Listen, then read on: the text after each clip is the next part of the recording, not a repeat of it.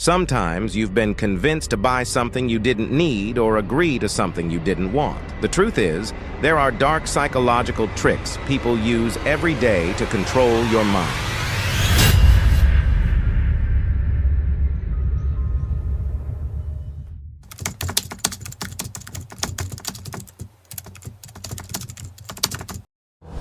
Trick number 1, the breath control. Having a heated argument? Ask the other person if they are okay, because they're breathing really hard. They will stop arguing and try to pay attention to their breathing, resulting in the end of that discussion. And if they try to start arguing again, just casually mention their breathing is back to normal. It'll throw them off and give you a chance to cool them down.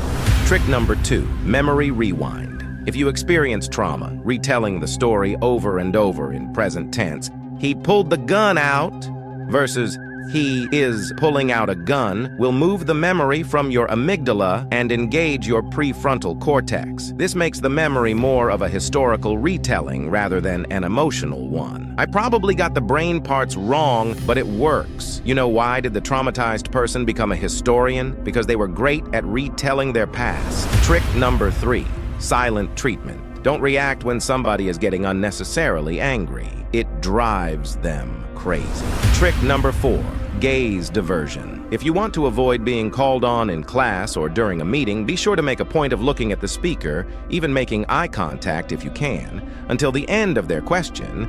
Then look at someone else in the room to divert the speaker's attention to them. If it doesn't work, maybe you should consider a more permanent solution. Trick number 5, encouraging gaze. When someone shy is speaking, look at them, make eye contact, and nod. It encourages them to continue talking. Perfect for when you're trying to impress your crush. Just don't stare too long or they might think you're planning their kidnapping.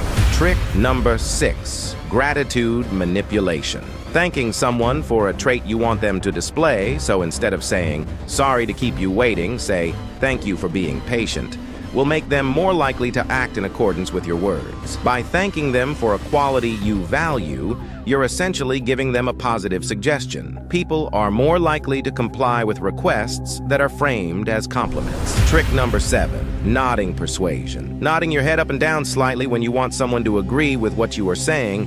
Perfect for gaslighting someone or just to get your roommate to do the dishes. Trick number 8, we-centered world. Change the perspective from I to we, and people will automatically align themselves with you. Remember when Voldemort said, "We are not amused"? Turns out he was just trying to manipulate Harry into joining his Death Eaters. Trick number 9, silent persuasion.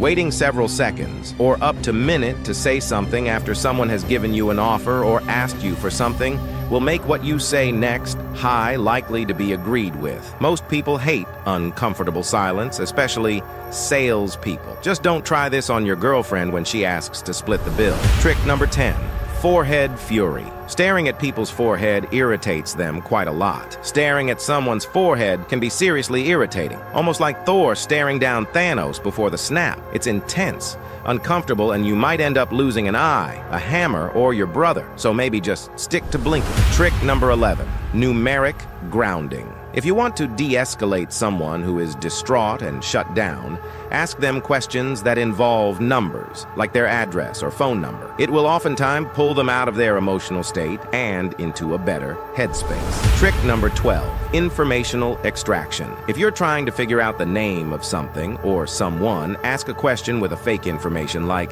"Is the door code still 7752?" Or, "Is Kathy still the manager at the restaurant?" The person will usually correct you with the real information. For example, "Is the murder weapon still hidden in the basement?" Trick number 13, appreciative acknowledgement. Instead of saying, "It's okay," when someone apologizes, say, "Thank you for apologizing." It keeps you from pushing the problem completely under the rug and opens the door for growth and communication. Trick number 14, repetition indoctrination. People start to believe something if they're told it over and over and over, even if it goes against everything they know. That's why the news is so important to pretty much every government on Earth. They get to decide what we hear over and over. Repetition is the key to indoctrination. Just ask any cult leader or reality TV producer. Trick number 15, authority implication. If you want someone who doesn't normally take your ideas into account to take them more seriously instead of claiming the ideas as your own, say that successful people or companies like Bill Gates or Tesla use them, and explain to the person how they can apply the same ideas to their present situation.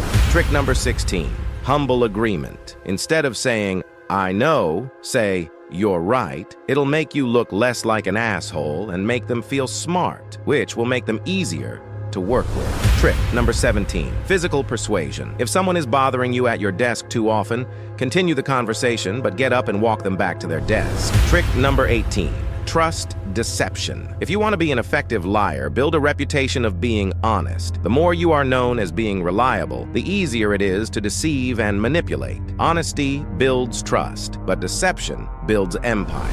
Trick number 19, favor inflation. If you make a favor seem bigger than it is before asking it, the person on the receiving end is much more likely to help. "Could you hide this body for me?" Suddenly, folding laundry seems like a breeze. Trick number 20, behind the back betrayal. Talk good behind people's back. It'll get to them, trust me. It'll get to everybody. Trick number 21, silent intimidation. When someone's being rude to you, stay completely silent and stare at them. It'll make them feel incredibly uncomfortable, and they'll usually act civilly after a few moments. Trick number 22, sonic shield. Wear noise-canceling headphones if you don't want people to talk to you, even if you're not listening to music. I personally wear noise-canceling headphones because sometimes the world's soundtrack is just too annoying. Trick number 23, favor cultivation. If you want someone to like you, ask them to do small favors for you and be very appreciative when they comply. Bonus points if it involves disposing of a body. Trick number 24, linguistic manipulation. The wording of the questions often influences the answers. For example, to the question, "How fast were the cars going when they crashed?" people give, on average, an estimated speed that is faster than when the question is formulated as, "How fast were the cars going when they collided?" Words are powerful weapons. That's why lawyers make so much money and why politicians are so good at starting wars. Trick number 25, silent extraction. Silence. If you want to know something, ask the question, then wait. People want to fill the silence and will talk and talk.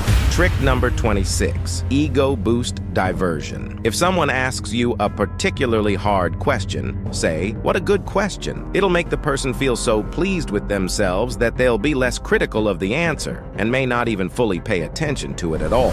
Trick number 27, strategic exit. If you bump into someone you know in public and don't want to spend time sharing awkward small talk, tell them exactly where you're going and why, and then ask them the same thing. Once they answer, you can say, "Well, I won't keep you longer then. Have a good day." Trick number 28, inviting inquiry. Instead of asking, "Do you have any questions?" ask, "What questions do you have?" People will be more likely to speak up. Trick number 29, emotional shield.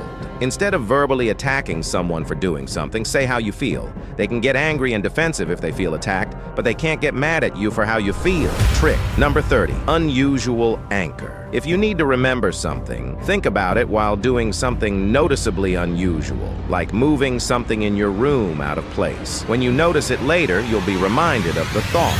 I know, these tricks are super dark and manipulative, but seriously, don't watch my other video called 10 Dark Psychology Tricks for Power and Influence. It's so evil, I'm actually going to delete it soon. Bye!